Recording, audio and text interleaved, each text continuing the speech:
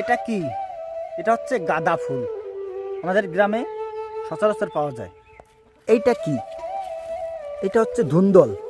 এগুলো গ্রামে পাওয়া যায়, হাট বাজারে পাওয়া যায়। জমির ঘাস পাতা শুকিয়ে গেছে, তাই সেগুলোতে আগুন ধরে দেওয়া হচ্ছে। এগুলো কি? এগুলো হচ্ছে বেগুন গাছ। এখনো বেগুন ধরে নাই, বাট বেগুন গাছ হয়েছে। এইগুলো হচ্ছে চারা ধান। এটা হচ্ছে কি? কচু গাছ। এই যে কচু গাছ। এইটা হচ্ছে কি? এটা হচ্ছে কলা গাছ। কলা ধরে নাই, বাট শুধু গাছ হয়ে রয়েছে এখনো। এটা কি? এটা হচ্ছে লাউ, একেবারে টাটকা দেশি লাউ। এই যে হচ্ছে কি? এই দুটো হচ্ছে মুরগি, দেশি মুরগি। এটা হচ্ছে লাল ডাঁটা শাক, যেগুলো খেতে এবি মজা। এই যে কি? এই যে হচ্ছে গরু। এই যে হচ্ছে আমাদের গরু। এইটা কি? এটা হচ্ছে খড়ের পালা। আমার গায়ে আছে কি? একটা কম দামি টি শার্ট, গলায় আছে একটা কম দামি গামছা।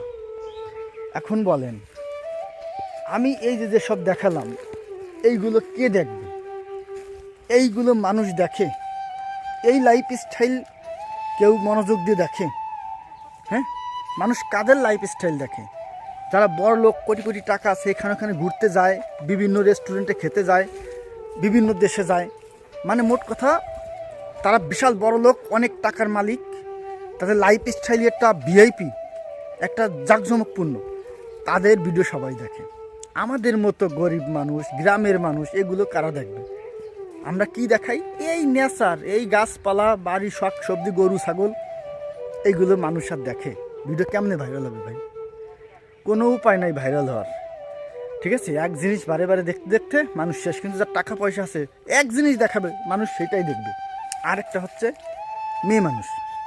যদি ভালো সুন্দরী মেয়ে ব্লগ করে, ওরে বাবা, সুন্দরী মেয়ে দেখার সাথে সাথে আগে ফলো, একটা লাইক, একটা কমেন্ট। আর আমাদের নাই চেহারা, নাই অর্থ সম্পত্তি, নাই কোনো যোগ্যতা, আমাদের ভিডিও কারা দেখবে?